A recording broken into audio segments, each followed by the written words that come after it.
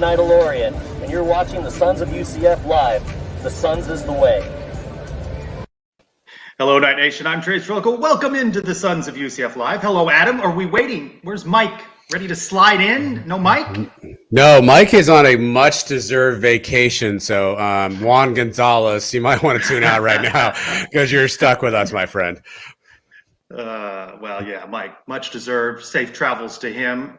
It's possible, right? It's possible he could drop in. Listen, during the show? Every time Mike has been on a vacation during a broadcast, he always tells you and I, hey, I might join from location X. One time he joined us from Disney World, if you remember correctly.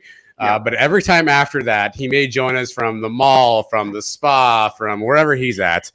He's currently over the Atlantic, as I understand it. So not very much. If I can't get him from like the Coral Springs Mall, there's no way I'm getting him from over the Atlantic. Yeah, seems safe. Little news to share with you that came out today during the media availability. Saturday's UCF football scrimmage postponed. Head coach Gus Malzahn with his wife Christy following the passing of her father. Wesley Otwell died March 23rd at age 75. This is a family that has been through a great deal in a relatively short period of time. Yeah, I was thinking about that today, Trace. I mean, the amount of things that have gone on for them, obviously from everything from the birth of their grandchild to Christy being in the hospital for a period of time, and now this. Your thoughts are obviously with Gus. More important things than football right now. So obviously our thoughts and prayers to Gus, Christy, and the rest of the Malzahn family. Yeah, certainly the case. So Saturday's practice, a scrimmage, has been postponed. It's now going to be the next practice Tuesday, March 29. That's practice number 6. Of course, all this leading up to the spring game.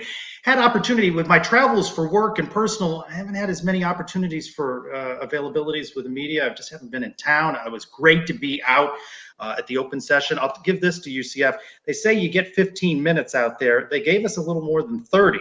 And you saw those videos that I posted. It all prompts my big question this week. Who's your QB1? Mikey Keene run away with this one, 56.5%. A little tight battle there between true freshman Thomas Castellanos and, of course, John Rice Plumlee. About the question I asked of Mikey about his working out, he looked a little different. He says he's put on 10 pounds of muscle, certainly in just a couple of months. A little transformation there for Mikey Keene, huh? Although it's a competition, everyone can learn from each other and help each other out at the same time. It's not any animosity towards anyone. It's just whoever can put this team in the best position to win will ultimately win the job. So, Adam, what do you think? He wants this job. He's going to do everything he can during this spring camp to see that he leads as the number one. First off, can I get the 1.2% of you that voted for Parker Navarro to please DM me personally? I need to meet you. I need to understand how you think and what's going on in your life. Maybe BJ Taylor can help out with some counseling. Listen, Mikey is putting his money where his mouth is. He's saying he wants this job, and he's obviously clearly putting in the work in the weight room. He's clearly taking his training seriously. He talked in that same session, Trace, about his dieting and how he's got to get better with that and more consistency. Every one of us every year, January 1st says, I'm going to get in shape this year, right? In my January 4th, we're sucking down White Claws and nachos, and it's not easy to do. And clearly, Mikey Keene is putting in that work. And I like, the fact that his teammates, you can tell, are rallying around him. And everything you're hearing from all the other guys come to the podium are how much Mikey is kind of taking a leadership role. So he's definitely putting his money where his mouth is. I think this is the right vote here at 56%. I actually think it should be a little bit higher than that. As much as I like what Castellanos brings to the table, and I think he's going to be the future of UCF football in the quarterback room, I think that number is probably going to be a little lower, and some of those votes should be on Mikey's tally. But he's definitely putting in the work, and you got to applaud the kid. We did this whole thing where, McKenzie Milton improved from year 1 and year 2. I hate doing that comparison stuff because these are two completely different people. Mm-hmm. But he's certainly putting in that same level of work, and I'm excited to see how it manifests itself on the field. Got to include Parker in there, but no Joey Gatewood, as you guys talked about on the podcast this week, as it came out on Tuesday, running with the wide receivers. So maybe one less quarterback in that quarterback room. Yeah, look, I think we all saw this potentially coming down the road. I mean, for all accounts, Joey seems like a nice enough kid and obviously a big body and somebody Gus was familiar with. I certainly don't have any issue with him, kicking the tires in the quarterback room. But I think we saw the fact that he was really one-dimensional. The throwing ability just wasn't there. And maybe he's a weapon somewhere else on the field. And if Gus can figure that out, better off for us. And if this gets him playing time, great. I don't know if he's going to crack that receiver room, but you never know. But I think it at least allows the 4 main guys and probably the 3 main guys, no offense to Parker Navarro, to really get the true reps they need to figure out who should be QB1. Curious to see, though, if you might see a Parker Navarro enter the transfer portal. A little bit of tape on him, right, from previous play. So it'd be interesting to see there. But a lot of enthusiasm around Thomas Castellanos. We've heard about him, and of course, John Rice Plumlee. He spoke to the media on Tuesday. A lot of folks rooting for him as well, and we're going to see him. Yeah, I mean, JRP is going to get some run. He didn't come here for nothing. Now, how you see him, what package you see him in, I think will be interesting. He's going to get on the field. I think we all know that. Gus is clearly willing to play 2 quarterbacks. So 2 of these 3 kids are going to play a bunch. I like Castellanos. I just think it's maybe a tad bit too early. He's still got a lot of a system to learn. I think it's really a 2-horse race with Keene and Plumlee at this point. Again, I think TC is the future, but I think this is a 2-horse race right now. I think Mikey Keene, in my opinion, head and shoulders above. Good to see, of course, Isaiah Bowser out at practice, opting to return, and players have talked about the strength of the offensive line. So, yeah, it's spring football. Can't read too much into the practice videos, but it does give us something to chew on during March and April. Listen, your practice film like completely derailed my Wednesday afternoon or whatever day it was because, I'm watching throwing motions. I'm seeing one ball. I don't know where the hell that thing was going. I got to figure that out. We need a better breakdown of that. Obarski may or may not have dented a windshield. I mean, I need more information, Trace. I'm going to need you on those. Can you at least follow the ball for me? Can you then run to the parking lot and give us the landing spot? I mean, it's like watching the beginning of a movie and I don't know how it ended. So I'm going to need to see both those. I think I showed a couple of kicks, right? And they looked good through the uprights. Some folks said. You narrate? Is there like a faux pas of you narrating? Can you be like, and here we go from a 38? Like, can you give me, it's not golf, right? You can talk. I'll take that under consideration. Let's go back to quarterback. Let's welcome in our first guest tonight. They are Bailey Adams and Christian Simmons. You know them from Night Sports Now, the Pegasus podcast. They're all team Mikey Keene. But first, guys, I have Terry Mahajer in my contacts. He's right there. Timo right for T. Will in my phone. And he wanted me to ask you guys, how much is your financial commitment? Are you a Big 12 Founders Club? How much is the financial commitment that you're making to the university? I'm putting you on the spot right now. You're recent grads. You're rolling in dough. This podcast, this Pegasus podcast thing you've got going, big dollars there. I think I'm going to start fundraising for just so I can get to the level of being a Big 12 founder. So like if anyone wants to give me money that I can then give to UCF, there you go. I'm putting it out there. Yeah, we're calling it Mission. UCF, Mission Pegasus. Just give money to our podcast, and we will do financial whatever to the money, and then make more of it to give to UCF. It's like a you gotta just trust us. We'll actually build the lazy river. To be fair, it's up to $5 million lifetime, right? Give him like $10 now with a big IOU. Just be like, Timo, I'm good for it. Just pull a Dumb and Dumber, throw the IOUs in there. I think he'll be okay with it. Yeah, you can pledge whatever you want, right? Like, sure, I'll pledge $20 billion. So on record. Then you might as well put your name on the stadium since that hasn't gone anywhere. Let's begin with this. For each of you, what do you like about Mikey Keene's throwing motion? Christian, you want to go first? I thought you were about to launch into it there. Well, the main thing I like about it, that unlike some other quarterbacks in competition for this job, when he throws the ball, it usually finds the receiver. So that's definitely a pro for me. I've said this a billion times. The issue with me with which whether Mikey was going to get the job or not was I never bought that Castellanos was going to be seriously in it unless he came in and was like superstar true freshman, which is rare. And the issue of JRP is everyone likes to call JRP a dual threat quarterback. He's dual threat. The whole thing about being dual threat is you have to throw the ball, and he's shown nothing at Ole Miss that he actually can throw the ball. And people like to say, oh, Malzahn, he doesn't care about that. Nick Marshall threw for 2,000 plus yards at Auburn. I mean, you still need to be able to throw the ball. And of the group they have, Mikey's the only guy that it seems like can actually do that successfully. And they're going to get one-dimensional so quick if they don't have that. So, yeah, I threw it over to you because I didn't want to say all of that. But the question again was, what do you like about Mikey Keene? That his throwing motion is above everyone else, I guess, is the big key. But I don't know. I think it's just it's funny because what he has as a quarterback, the other guys don't seem to have, and what they have, he doesn't seem to have. Which is why I think where they're going to go with it is he probably has the best arm. He probably has the best throwing motion. He probably has the best mechanics as a quarterback.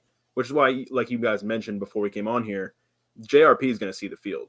So what I don't know, want to like derail the conversation here, but what I think is probably the best case scenario is you do use JRP in a little bit of the role they used Gatewood and Navarro in last year, but maybe you want to do it at the wrong time. You know, pick your spots, and I think he's going to have to show too that he is able to throw the football, and that has to be a threat. That has to be there. Adam. Whoever's the quarterback, obviously, there's a ton of weapons on the offensive side of the ball. One of the X factors for me this year is going to be Jaylen Robinson. We didn't see a ton of him last year. We don't know what kind of rapport he has with Mikey Keene. What are you guys expecting from Jaylen Robinson? Are you selling high on Jaylen Robinson, or do you think Ryan O'Keefe has largely surpassed him as our main playmaker on the outside? I'm curious about it because I was thinking about this earlier, and it's the season where we read into everything, and it could mean nothing, could mean something. But I think it was on Tuesday, Chip Lindsey was speaking with the media and was asked about the wide receivers. First name out of his mouth was Ryan O'Keefe, and then he was kind of like, "Oh yeah, and we've got J-Rob, like we got Jaylen Robinson too." And it's interesting because Jaylen Robinson had that breakout season in 2020. I think almost topped 1,000 yards in a shortened season, and then of course last year derailed with injuries and quarterback change, and it just seemed like we were wondering kind of what his status was going to be, and we were wondering if he was going to, if he's going to come back and be, 100% present, 100% bought in. And you'd like to think that at this point there's no transfer portal coming for him, so he's going to have to be here, so he should buy in. And I think he's got so much talent. I think you're probably going to see a rebound season from him. It'll be interesting to monitor. I kind of want to know like what his mindset's like and just what we're going to see from him. And again, we'll see on the spring game how everything goes, but we'll read all into that and see how that goes. I have a hot take. What? There's no. I know, right? Me of all people. I don't have any sounders prepared for this. Mike's the hot take guy. I didn't think I needed this tonight. Okay. Will Jaylen Robinson even be the best Jaylen wide receiver for UCF? Oh, Jalen Griffin talk. Here we go. All right, I'm ready. As you all saw on his Instagram story, he set the standard in lifting throughout the offseason. Some other people did not set the standard on that picture. Learned a lot about a lot of UCF players. Thank you, Jaylen, for your contributions. How do you think that conversation went with sports information? Probably not. Well, it couldn't have gone too bad because he kept doing it. I mean, he would put little thin lines that you could just zoom in and see through. But they changed how they did the paper. It was so so in depth, and by the end of it, it was just like these players were here, these players were not. Yeah. They did some things lifted. Yes. But my main thing about Jaylen Robinson is you do wonder about the rapport with Mikey, but at the same time, I just I don't know if it's just bias that Ryan O'Keefe played so well last year, but it just feels like a stretch to say that he's going to be the top wide receiver next year. I don't know if that's just dramatic recency bias, but I don't know. He feels like maybe one of the biggest wild cards as far as players we're playing to see a lot of. So I have no idea. Yeah, and you're right on with Jalen Griffin. I mean, if you want to break down these press conferences and we have nothing else to do, I mean, there was a few guys who went out of their way to make sure that his name got mentioned. Mike Keene, I mean, basically sang him a soliloquy about a pass he caught over the middle, how they're roommates, and called him JG. I mean, you clearly see there's a rapport there. So your hot take may not be too hot after all, Christian, because that certainly could be a name to monitor. What about the other receivers, right? So again, assuming that we know what Jay Flash will sort of maybe come back to, we know what we have in Ryan O'Keefe. That third receiver spot, we've got a couple of names out there that are kind of vying for that. Jordan Johnson's a name. Deontay Marks is a guy. Obviously, we bring in Kobe Hudson. Do either one of you, I pulled the Gus Malzahn on there, by the way. Do either one of you have an affinity towards either of those guys kind of stepping in and maybe breaking out from the receiver room? I know Bailey, at least last year, had an affinity for one of them, and it didn't go too well. On our podcast, I might be out on Jordan Johnson. On our podcast, Bailey had last offseason around this time, we picked our breakout players for this year, and Bailey was like, Jordan Johnson, former five-star, going to come in and dominate. I think he got like 1 or 2 reps this year, so that didn't go out too well. But so, what do you think, Bailey? Who are you picking this year so we know who was not going to do it? Honestly, I might be out because he made me look so dumb last year. But Kobe Hudson's a guy that I think he'll get the chance to step in and be one of those guys, one of the key contributors. And it's a crowded wide receiver room all of a sudden. But I think he's probably the guy of those 3 that you mentioned, probably behind the 3 that we've already talked about. I think that he's probably going to work in there around that 4th spot, I would say. Let's shift over and talk a little bit about defense. When asked, most fans would say they're most concerned about linebacker depth. What would be another concern here for each of you?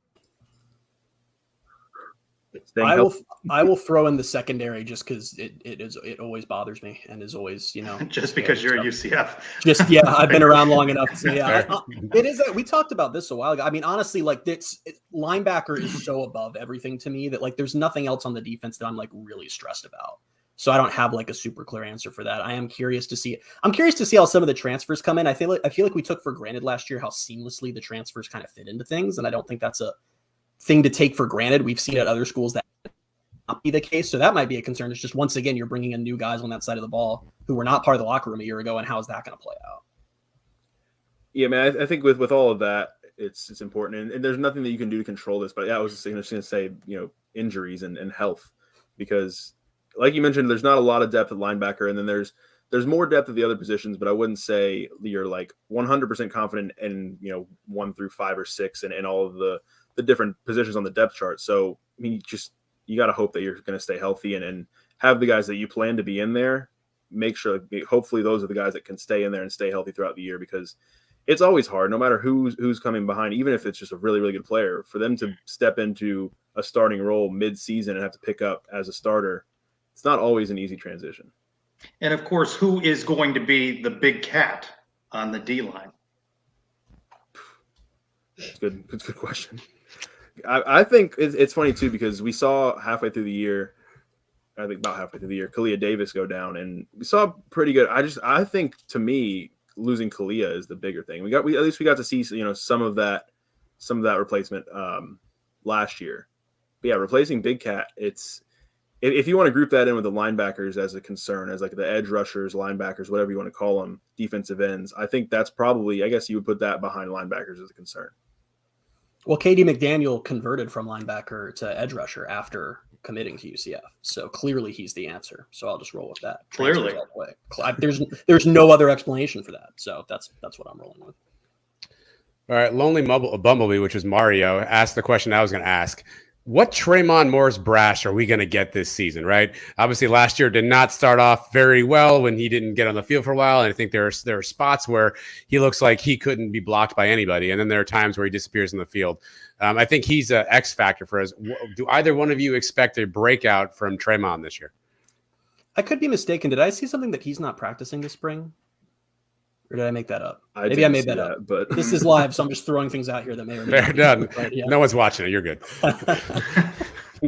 I'm expecting a breakout. Yeah, I'll answer yes with that, because I think we've seen so many flashes of just how good he can be that I think he's going to be that guy that they're going to have to. I mean, they're going to have to rely on him, I think.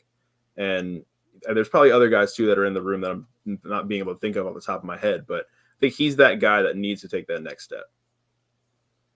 Yeah, there are a few guys like that, honestly, who it's like, like if he like kind of falls in that category of like, you've seen flashes, but when do the flashes go from flashes to like a full-time consistent player? And like, I mean, I trust this coaching staff. I mean, we've talked about this, I know they had a couple changes, but like this is a hell of a coaching staff. And I do trust players to step up and get better this year. That's kind of the most interesting thing to me that we didn't like really get to think about last year is all of these players. I mean, it was 1 year into the system. And now this is kind of where we get to see, is this coaching staff what it's worth? Because you should see a lot of players, especially guys that have been here for the last year plus, stepping up into bigger roles, improving, getting better. So yeah, I'm curious to see how that goes.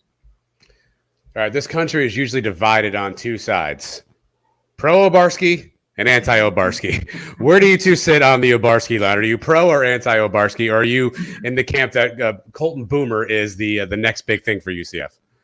Is there a pro-Obarski camp? Is that a thing that exists? UCF Weekly would like a word with you. I was about to say, outside of Stephen Leonard, is there a pro-Obarski camp? He'd like a word with you. I would prefer a kicker that can kick. So I think that they should probably go with Colton Boomer. That would be my take on that. We talked about that a little bit last week, I think it was, talking about the questions going into the spring. And my big thing with the kicking situation is you're going to have to see there's a transition start in the spring. Like if you go through the spring and you're not really sure which one of them's better, that's not going to be good. I think we've talked for so long about Colton Boomer coming in and being this next big thing and being the next big kicker and, easily taking the job from Obarski. So he needs to start doing that in the spring, or else might get a little worried. To be fair, like, make a 40-plus yard kick and the job is yours. Like, the bar is not that high. So I have faith in Boomer. My hot take's going to be, we're going to see both of them. We're going to see Obarski from 40 in Colton Boomer. Would you make on a the hot lawn take chair. finally, Trey? Juan Gonzalez wants you to do something. Damn it, do something. And come on. Both of them are going to play. Come on. They're both. And of course, the kickoffs are going to be all Obarski. Bailey Adams, Christian Simmons, Pegasus Podcast, Night Sports Now. Guys have been on about 15 minutes, and it does not look like anybody has entered the transfer portal for men's basketball. I'll have to double check that. Thank you guys for stopping by. You do good work. We enjoy it, and enjoy the rest of spring camp. Thank you, guys. Thanks, guys. You don't like that take? 2 kickers? Listen, all I know is Juan Gonzalez said that you and I keep it way too safe and that we need to get out here, and Mike's dealing with hot takes. So, damn it, Trace, get out here with a hot take. You know what? Andrew Osteen, kicker this year. I mean, do something. I mean, make some headlines, will you? I'll tell you, one of the strangest moments is when they brought to us at a media availability Andrew Osteen, and he went longer than anybody. I think we were so shocked. We were just like, let's just keep Dude, if you're the punter and you get a microphone, don't leave. That's your shot. Stay there forever. Shoot your shot, kid. I'm not mad at that. You're not giving it up.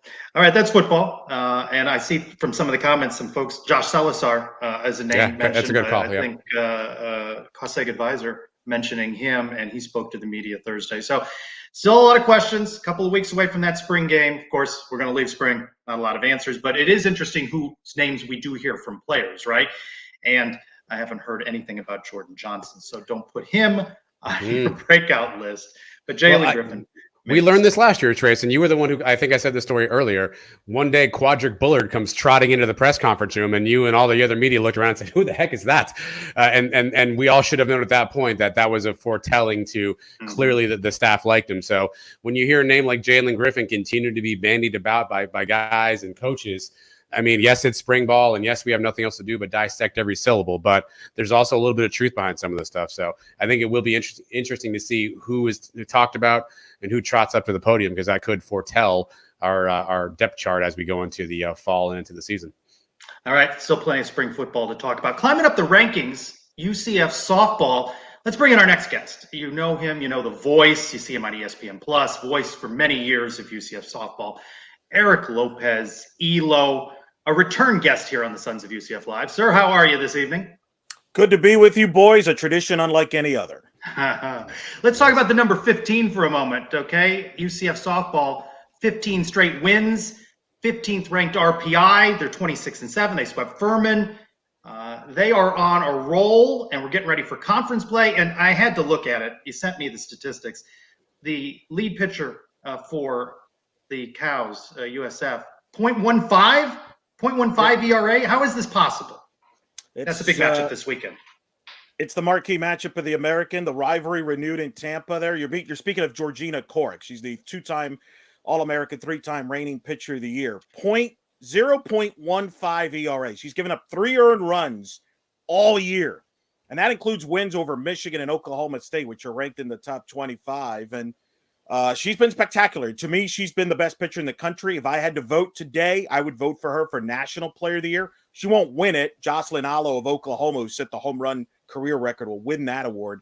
But she's been on a roll, and she's carried South Florida because really they don't have a ton of offense. They're a different team when she's pitching and when she's not. But what's fascinating about this matchup this weekend, boys, you've got Korick, the nation's leader in ERA, going up against the nation's leader in RBIs at Jada Cody and a top 20 offense in UCF. You mentioned their 15 straight wins. They've averaged about over 9 runs a game during that win streak, led by Cody and Shannon Doherty. So you've got a kind of the strength versus strength colliding here this weekend. And for UCF's perspective, they've beaten Korick twice last year.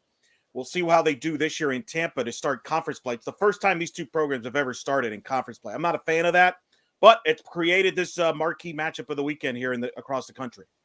Let's hear from Jada on her approach at the plate this season. Again, 50 RPIs, AAC Player of the Week. Just in my pitch and not getting myself out. A lot of times I was getting myself out, so just knowing that the pitcher has more pressure than I do, so just knowing that confidently definitely has allowed me to be successful at the plate. Love watching her play, Elo. She's been incredible. Fastest night to 50 RBIs, faster than Stephanie Best, who holds all the significant records. Best, in fact, has the RBI single season record at 66. That's in danger. That was in 2003. I didn't think anybody would challenge that. To put that in perspective, Jada Cody coming into this season had total in her career 46 RBIs.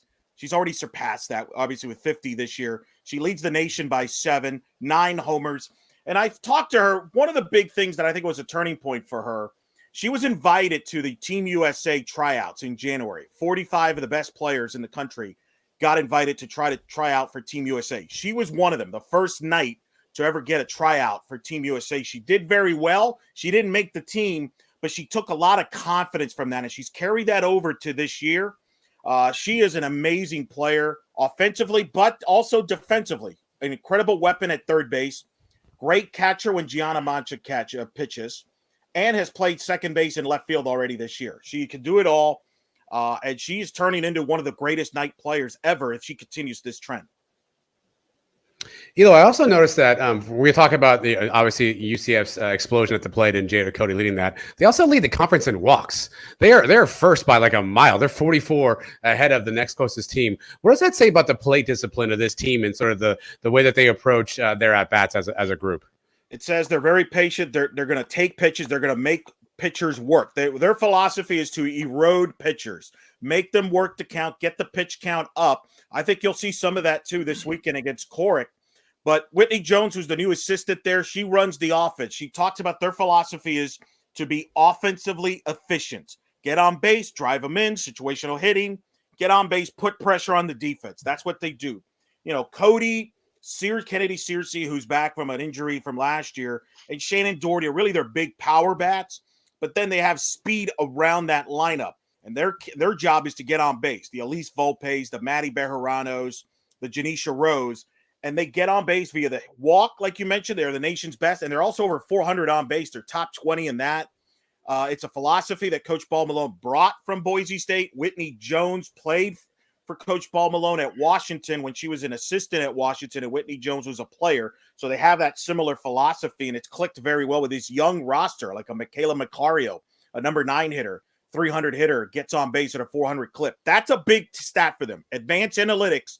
Get on base. They don't worry much about the average. It's about getting on base and putting pressure on the defense, and the walks are a big part of that. Yeah, they're also second in stolen bases in the conference too. So clearly, to your point, that they want to put pressure on the other team. But let's obviously this team overall, I mean, 15th in the rankings. How have the crowds been this year? What's the support been like? You're out at the Plex every weekend, obviously. What's the support been like? How have the crowds kind of reacted? What have you seen just from the overall fan base? It's been the best, honestly. I mean, I've done this now 15 years. It's the best year they've had attendance. They set a record for a weekend tournament when Florida was here and Ole Miss was here. They've had 3 or 4 crowds over 1,000. The Ohio State game on last Tuesday it was basically a sellout, which was the largest crowd for a Tuesday night game. They had over the largest opening night crowd against Georgia. I'm hearing they're going to have another big crowd coming up next Sunday and Monday night when top 5 Virginia Tech come in to play UCF. That's another marquee series. So the attendance and I think the support has been there from an audience standpoint. People just either night fans coming in supporting the team, old fans, new fans coming in.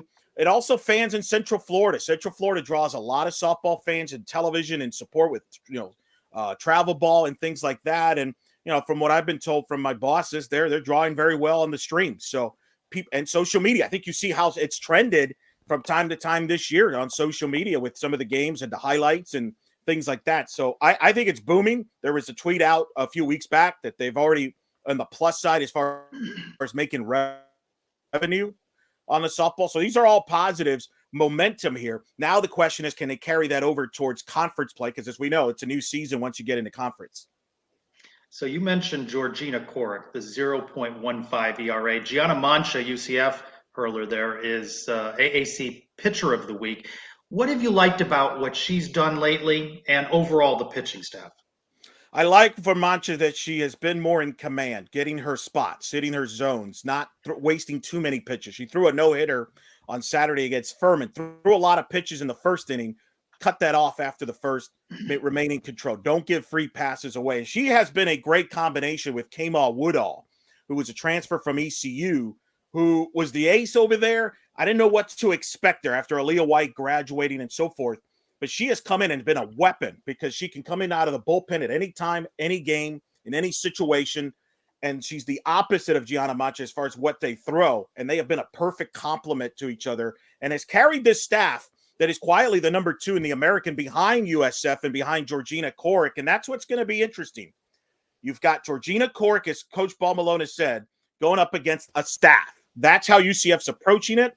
They believe that their roster is better than Georgina Corrick. We'll see if that's true. But Mancha's been that senior leadership.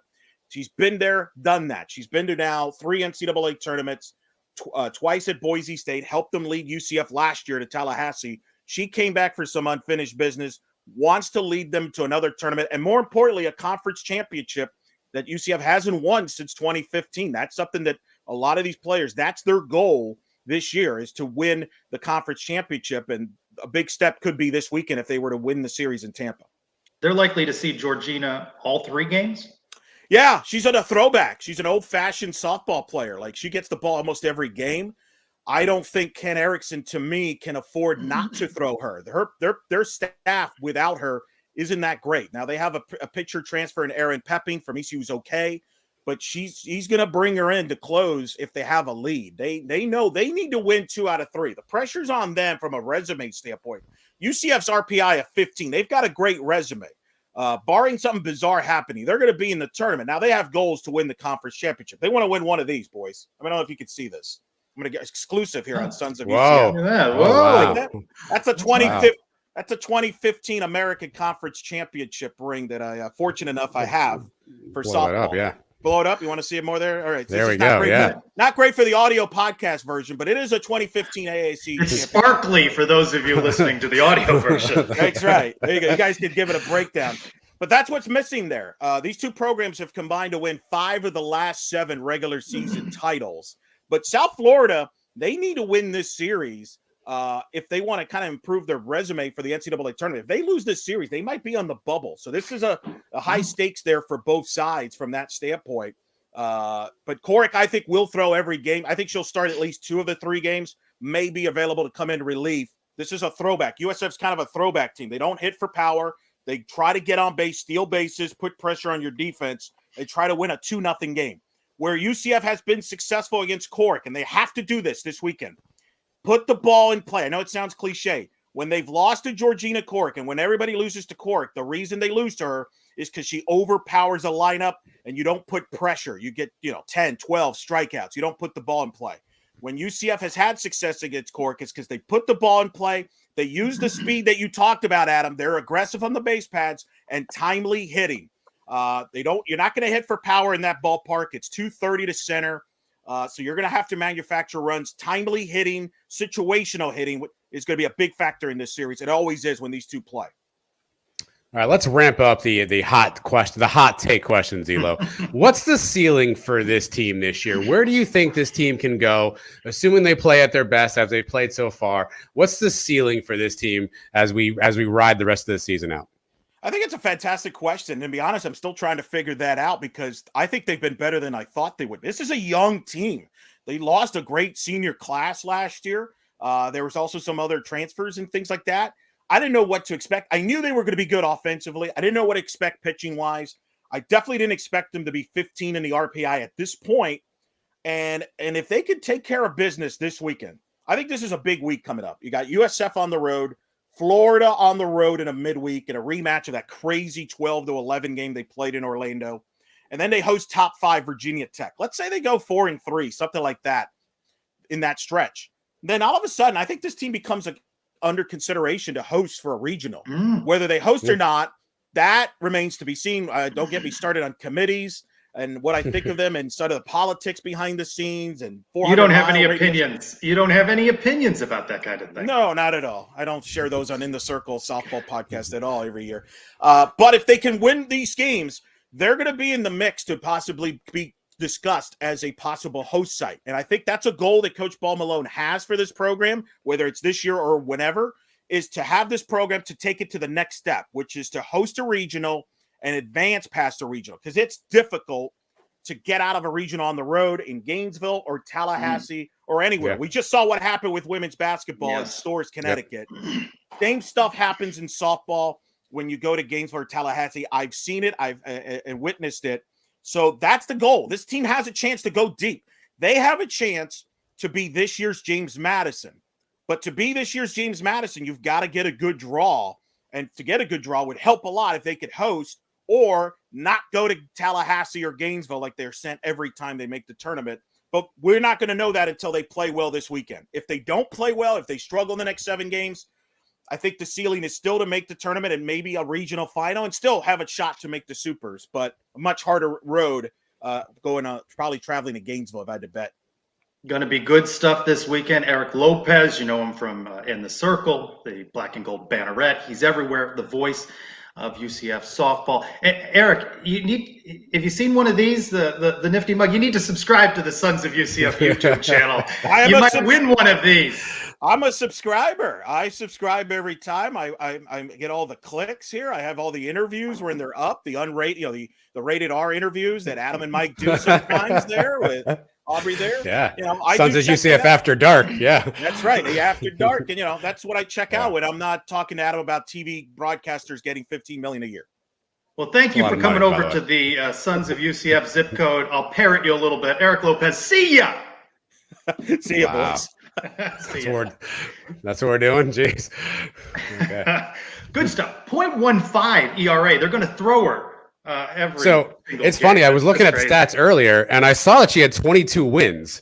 And I'm like, the American Conference screwed up the stats again, and and I started doing my research, and I was like, oh my goodness, this lady's pitching every week. It's unbelievable, but it's a tale of two teams, right? It's basically strength versus strength. So I think Elo is right. This could be a really interesting series to catch out this week. And if you're not a huge softball fan, this may be one to see a nice contrast of styles, and it never hurts to beat the Cows. Warren I 4 points at stake here. So. Yeah, UCF's closing in on another title there, but take 2 out of 3, win series. It's going to be hard on the road, but big message being sent by the victor of this series, right? Yeah. Also, a lot of folks worried about the drawers behind Elo. Mario's a little worried one might fall on him. Robert says plenty of drawers to put a mug in, so a lot of Elo's tight back. Concerned. What's in the card catalog? I actually know this. I was on a show with him recently, and he said those are old tapes. Those are old VHS tapes of old broadcasts. So, gotcha. I've got a box of those somewhere as well. Yeah, trending in the other direction though. Baseball stumbling a bit of late. They had one game in Tallahassee canceled because of weather. They lost 10-2 at number 7 Florida State Tuesday. Find themselves 13-8 right now. They're struggling, and they're getting closer to conference. But you want to play your best ball, getting closer to conference. Yeah, lost 3 of the last 4. The game on Wednesday night, obviously not played, I think, due to weather or whatever the situation was. Only 4 more games, Trace, until you open up that conference schedule. They have Samford this weekend. Samford, I think, 10-8 on the year, so you would think we would have an advantage against them. But look no further than weekends haven't been good lately, though. Yeah, that's the problem, though.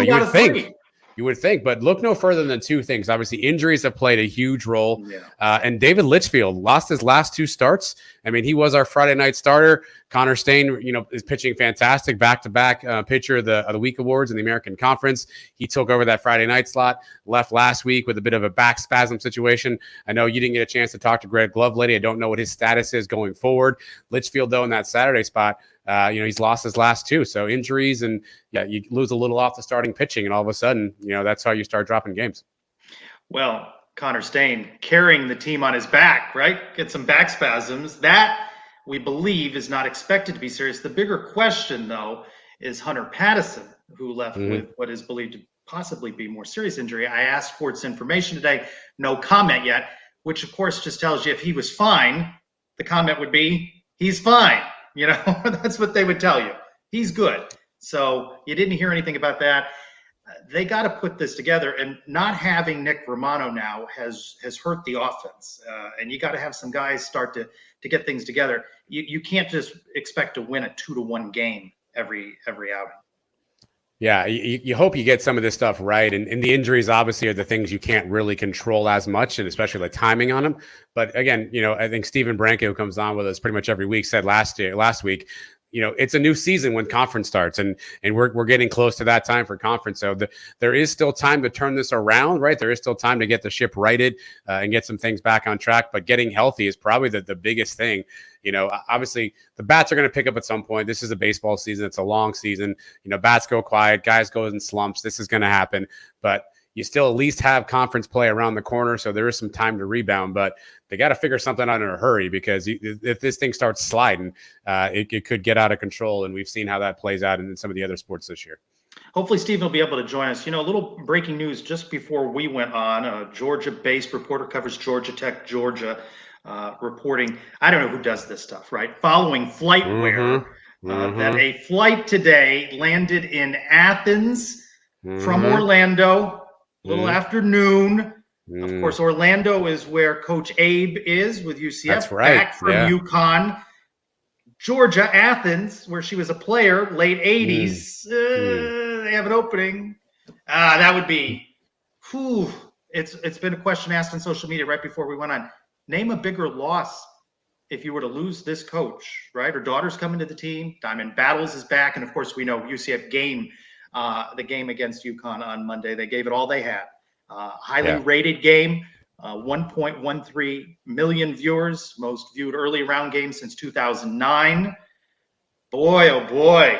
You could see this one coming though, right? Yeah. That she was going to be highly sought after. Yeah, I think everyone kind of knew this was a possibility. You hold out hope that maybe they like their situation. Her daughter obviously coming to UCF, maybe that sways her a little bit. Obviously, you can just transfer; it's not a big deal. But I think we all had to know this was a possibility. She was going to get phone calls. She was going to be in demand. You don't go 26-4. Take a perennial top 3-4 team in the country down to the wire. Have a scrappy game. Have Gino Auriemma looking like he lost the game after the press conference, after facing that team that night. You knew it was going to happen. You just hope that she put roots down, that she sees the future at UCF. She understands commitment and where it's going to go, and that she's got some unfinished business there. To answer your other question, biggest loss. I mean, a lot of people are going to say Frost just because he was coming off that. I mean, of the current coaches on this staff. Gotcha, and let's just put Gus Malzahn in a different category. Anything football related, any other sport. I think this would be the biggest loss. Yeah, right now. Yeah, probably top for me, right? I think maybe you throw in Cindy Ball Malone, maybe John Roddick in tennis, but I think it's Coach Abe by a mile outside of Gus for sure. But even no offense to Gus, Coach Abe has produced more at UCF, right? Gus still has some time, but Coach Abe has definitely been more productive at UCF than Gus has been so far. Well, let's open the mailbag. If we that's a great point by Robert, by the way. Yeah. Whereas Mike to suggest Abe coach the men's team. Let's jump into the mailbag. If Steven's able to hop on with us, we'll get in a little baseball talk with him. At @B_Brando, if your memory was erased and all you knew about the UCF quarterback battle or from the practice videos I post on Twitter @SignPez, who would be your starter? You saw the long tosses. Green. By the way, Mike. Scared the hell out of me. Yeah. Mike's not dropped in yet from over the Atlantic. Shocker. Scared me while Surpriser. Yes. Scared me. Imagine my headphones when Mike decides to break out greens. So according to UCF Mike's official cadence rankings, Mikey Keene, best cadence of the quarterbacks. If I had no memory, he was most vocal, most confident. If I had no memory, which is probably coming soon one of these days, I mean, Thomas Castellanos, the ball jumps off his hand. He looks the part, big kid, strong kid. He definitely looks the part from that point. So I wouldn't be shocked if I walked into the earth and didn't know anything and you said, who's the quarterback here? I might pick him out just because he's got the measurables and he looks like he's got sort of the it factor. But Mikey Keene is the official leader in the cadence category. This has got to be one of the best Twitter handles ever. @Hugh, HUGHC, Hef, HEFF, @HughCF. Mission 12 highlights the financial disparity between UCF and other Big 12 members. Is Timo's goal realistic? How does he achieve it? Yeah, if I had Loaded that, question I mean, there, huh? Loaded yeah, question. if I had those answers, I think I'd be on staff there. Realistic? Man, I mean, it feels like a stretch, right? And that's kind of what fundraising is. You always kind of set those stretch goals, and that's kind of the pie in the sky, the big, hairy, ambiguous goal you want to go after. Is it realistic? Is it needed? Probably. How do you get there? If I read that pamphlet right, and by the way, a very nice 9-page PowerPoint put together by somebody, kudos to you. Clearly he's very loudly saying he needs more from the fan base. He needs more from donors. Pages, I think 8 and 9 of that laid out that we have the largest living alumni base, but we are the second smallest in terms of gift per donation. Clearly drawing the lines there that there's a lot of you and we need you to give more. So that's one area. I think a missed area too, and it's called out in the presentation as well, is sponsorships. Obviously, we've gone a little over a calendar year without a naming sponsor on the football stadium. There are other stadiums, other facilities on campus that still aren't sponsored. When Timo took his press conference and he talked about he'd sponsor locker stalls and he'd sponsor restroom doors. I haven't been inside the Wayne Dent lately, but I'm not sure. Of UCF urinal in the men's soccer locker room. I thought that was something that was in the works. No, coming soon for sure. I mean, we belong on urinal cakes in every restroom in the facility. But I think that's another untapped area. So is it realistic? I don't know. Is it needed? Yeah, probably. Something that strikes me is that they seem to always be talking about the $5,000 donors, the big dollar donors. There's so many alums. If they just got some more people to give of any amount, right? And the other part that's interesting about this presentation is that when you look at the total number of alumni for each of these programs, it just boils down to a couple of thousand people supporting athletics for any of them, right? I mean, there's nobody lower than 2,000 or nobody more than 4,000. 360,000 alums. You're talking a couple of thousand people. If they could just start to add donors in any amounts, right? The entry can't be 5 years at $5,000. We'll take anything. Well, again, I say this every week on the show. I know NIL is a necessary evil right now, but it's going to be a bit of a competition if you only have so much income. Here's the way I think about it, Trace. Let's say you've got whatever the disposable income that you want to give is. Let's just, for round numbers, let's just call it $100, right? You have $100 and you can do two things. I can give that right now today. And next week, I can go meet the freshman class at a local watering hole in Orlando, right? I get instant gratification. I can see where my money went to, and I can say, hey, this is a good investment in me. Or I can give $100, and 5 years from now, I can go in the launch club and look at a cup holder and go, I did that. You're going to have to play the long game for people to want to invest in that kind of stuff. I'm not saying both of those two things are necessary and aren't important, but how many people are going to opt to take the long game and say, let me give my $100 to the Charge On Fund, knowing it's going towards this, knowing that I may not see that return for 5-6 years. And I don't really know where it came from. I'm going to call it that holder because I don't really know, but I know if I gave my $100 tomorrow, I'm on a private chat session with a player and I can hear more about what's going on in UCF. So while they're both important, I think it's going to be interesting to see how these two things come together in the future. It's just my guess, right? There's no evidence here, but I just don't believe that the fan who buys the Isaiah Bowser shirt, let's say that's $20, has also given an additional $20 to athletics. They had a certain amount of money, and this is something they decided to do. And when you look at the people, I know our little circle here of people in social media, and you get to know them sometimes in person at games and such. A lot of people that you see are in the activities with the students and these special chats and things like that. I just don't know how much they're expanding that out. It's a young group of people that are really interested in seeing these players in a sports bar, but are they the big dollar donors? So the question again was, is Timo's goal realistic? He's got to shoot high on this. Well, that's the thing. How does he achieve it? I think that I think they got to bring more people into the tent. You can't just have a couple thousand people. Right. That's the challenge is, just like baseball, you can't keep hitting singles and doubles, right? You need the home run at some point.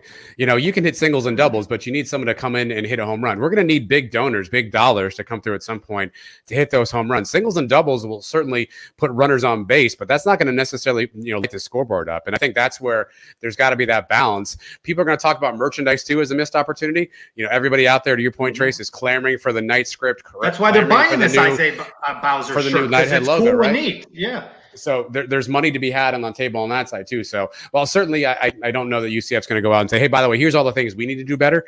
It's certainly, there are some missed opportunities out there. All that stuff's going to have to come together. But the reality is this is where we're at. We're going to have these financials in order to continue to be competitive.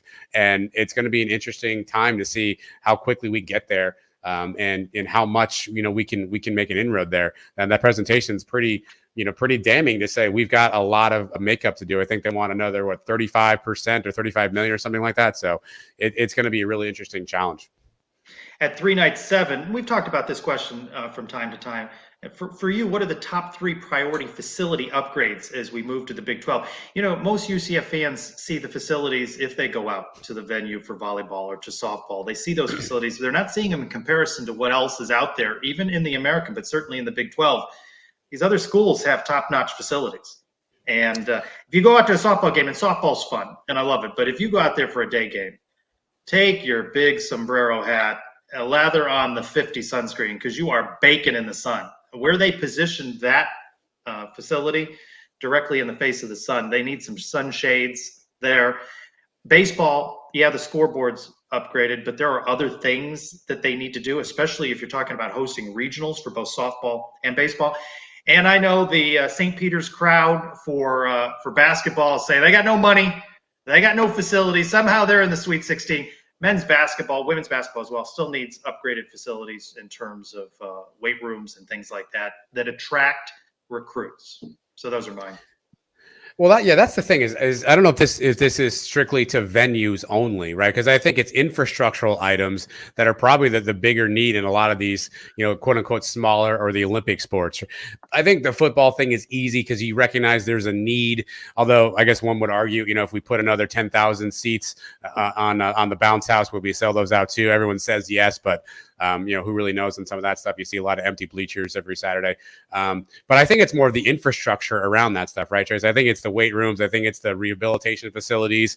I think it's, nowadays it's cool locker rooms for everybody, right? I think those are probably where the money investment needs to go from that standpoint. I'd love to say the basketball arena. The fact that we have one blank wall that just does nothing always bothers me. But in terms of winning product on the court, I think that's where you got to go. Okay, is that where I put my money? It's a little better facility than some of the others, but I think it's more the infrastructural items that you would want to put those monies to. How about donate in any amount and get your picture on that big blank wall? Donate more, your photo's bigger. Donate less, but cover that whole wall with photos of fans. By the way, Mario's given some great tax advice in the chat here. I'm not going to put it all because he's got a nice little, but he's got some great tax advice for you folks in the chat. Only be UCF. Should Timo be on the hot seat for not getting Coach Abe to sign an extension before the civil conflict? She's got to do what's in her best interest. UCF's not going to match a Georgia if it comes down to dollars. Does she have a greater path to win in a place like Georgia? Is a program like Georgia or Florida State that significantly better than UCF? She likes being here. They're moving into the Big 12. What does that mean for recruiting? She's got to do what's in her best interest. Alma mater again, but we saw how that turned out for Scott Frost so far. I will say this. We don't know that Timo did not try to engage her prior to that. Perhaps there were conversations, and look, if you're smart, you say, hey, let me hold. Let me see what's going on here, right? You play your leverage when you have it. Maybe he did come to her and say, hey, I want to talk about locking you up long-term. And she said, let's wait till the end of the year, right? That may be the smart play from a business standpoint. But obviously, like we talked about, she's clearly a coach that's proven success, has been able to put together multiple seasons of successful teams. Her teams always play hard. They fight hard. I know we didn't talk a lot about the game, Trace, but I think the one thing that somebody on Twitter asked us before, what would you consider a successful outcome of this game or whatever, right? And covering I think the point spread for me was what was successful is you saw the same team you saw all year long. They didn't back down. They didn't play differently. They weren't too small for the moment. They fought. They played. Sure, shots don't go in. That's basketball. But I think for me, you saw the same team that you saw all season long. I think that's a success. And so I don't know that Timo didn't approach her, but obviously it didn't get locked up. Is that the fireable offense he needs? No. If he doesn't get that $35 million, maybe that's the fireable offense. Another one from @B_Brando did the atrocious refereeing, and there were moments that things were just not good with the Zebras in that UConn game. Show that the women's NCAA tournament needs to move to neutral sites. I don't know that the product is strong enough to be at neutral sites, but that it was on their home court. How about move it somewhere else regionally? But it still would have drawn a big UConn crowd. The product is just not strong enough. UConn travels well, but if you had that game somewhere else, how many UCF fans were traveling up? We get a question a little bit about which championship games you would go to, so we'll get to that one in a moment. But I don't think the product's strong enough to be at neutral sites right now. At Esmar, Scott asking, wants the real scoop on why UCF and UConn didn't shake hands. I have read one thing. I don't know the real scoop, Scott, but that UCF didn't do that throughout the season, and that it was a COVID-related thing. It certainly was a chippy game. And you just said something very well about UCF. We've seen, and I don't want to pick on the men's basketball team, but we've seen when things don't go well in an arena like Memphis. Come on, Trace, pick on him. Juan Gonzalez wants you to. Oh, yeah. No, Wichita, Memphis, they seem to wilt with that big atmosphere. Yeah. The women did not. They seemed to thrive off of that. You could see when they were getting, wrestling for the ball. They liked egging on the crowd. That was not their problem. Despite the refereeing, make some free throws, for example.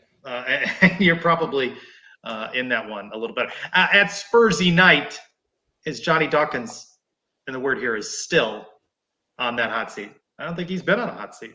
So that was my answer to him in Twitter. I don't think there has been a hot seat. And he's advertising his basketball camp, though not been a good week. You talked about it on your show. Isaiah Adams, Tony Johnson. Who did I leave out? There was somebody Trey else. Fuller, Xavier Rhodes. Yeah. That's 4. He's gonna, and obviously you lose the seniors and Perry Mahan and Bakke. I saw there was an argument about this isn't a rebuild because you're returning a lot of production. And sure, in some respects, yes, there's some kids who played, but there are some holes on this roster. I mean, at this point, we have 5-6 guys to roll the basketballs out with. You need to fill out an entire bench. And so, yeah, you may return production, but if you have no one behind that production is going to whittle down as the season goes on. So I guess it's not a full rebuild in some respects, but what I said on the show this week is I don't know the path forward. What are we trying to go after? Are we just going to rely on the portal? Do we have other high school kids we're going after? What's the path forward? Where's that next, thing that I can say, hey, this is how we're going to continue to evolve the program. Right now, it feels like we're kind of in a stagnation, kind of praying and crossing fingers that somebody's coming back or somebody doesn't leave. I mean, CJ Walker's name's still out there. Who knows, right? I mean, I don't want to put cart before horse. He's transferred before. Remember, he's come. But he also put his name in the draft last year for information. Does he do the same again this year? So, but Darren Green says he's coming back. So that's a piece. Robert, at 2 letters, 2 words, and we thank you always for your support and your comments. He said when Scott Drew took over Baylor a decade and a half ago, took him 5-6 years to post a winning record under consistent leadership. Baylor, now a basketball powerhouse. Should UCF take the long view on Coach Dawkins and give him time to build something great?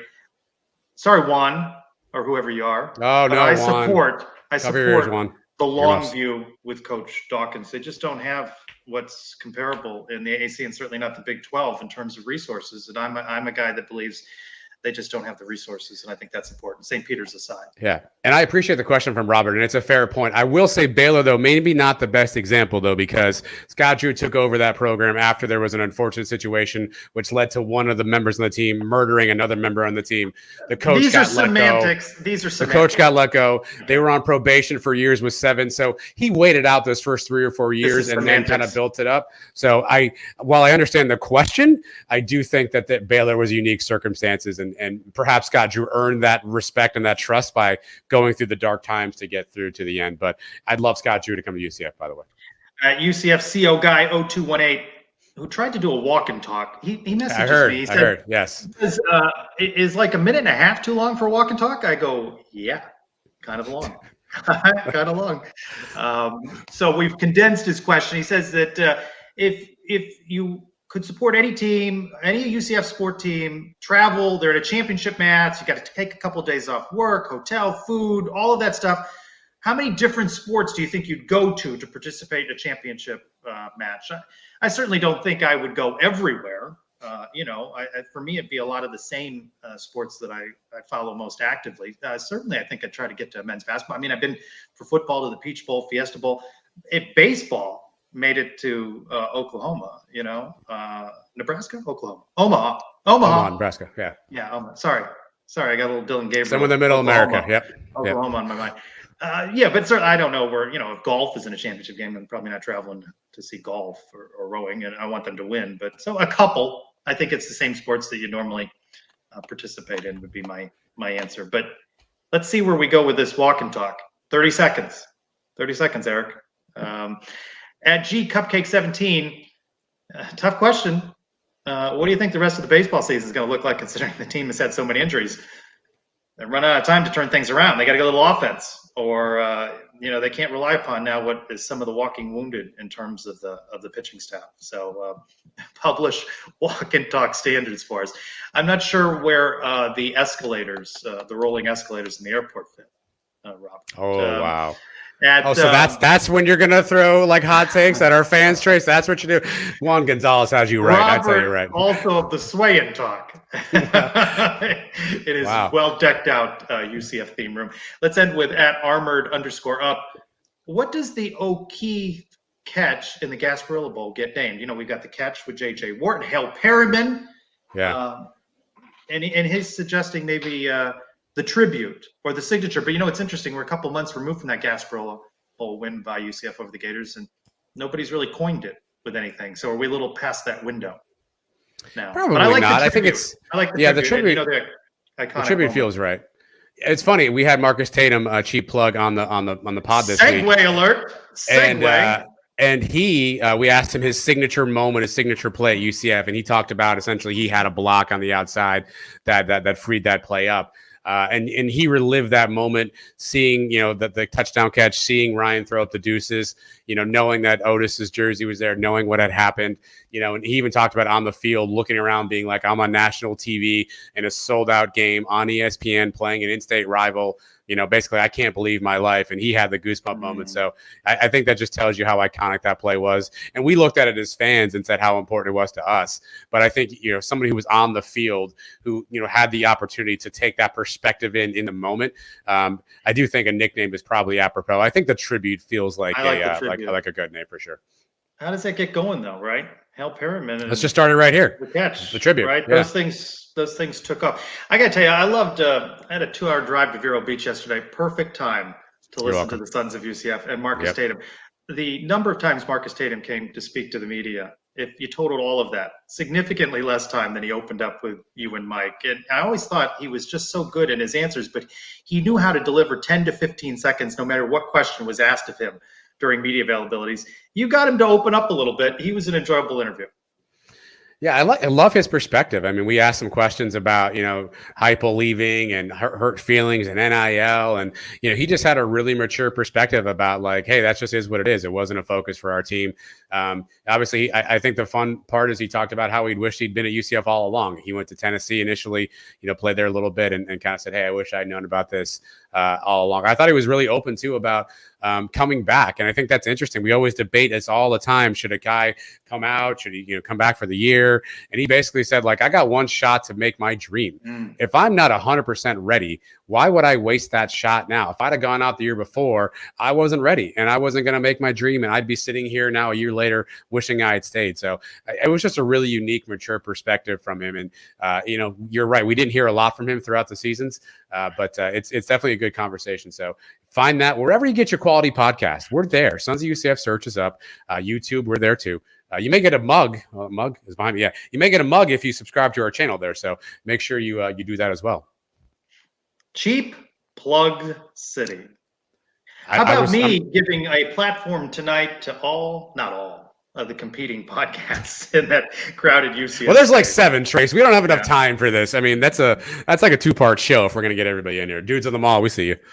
Where was that March Madness bracket this year of super UCF fans? Nothing.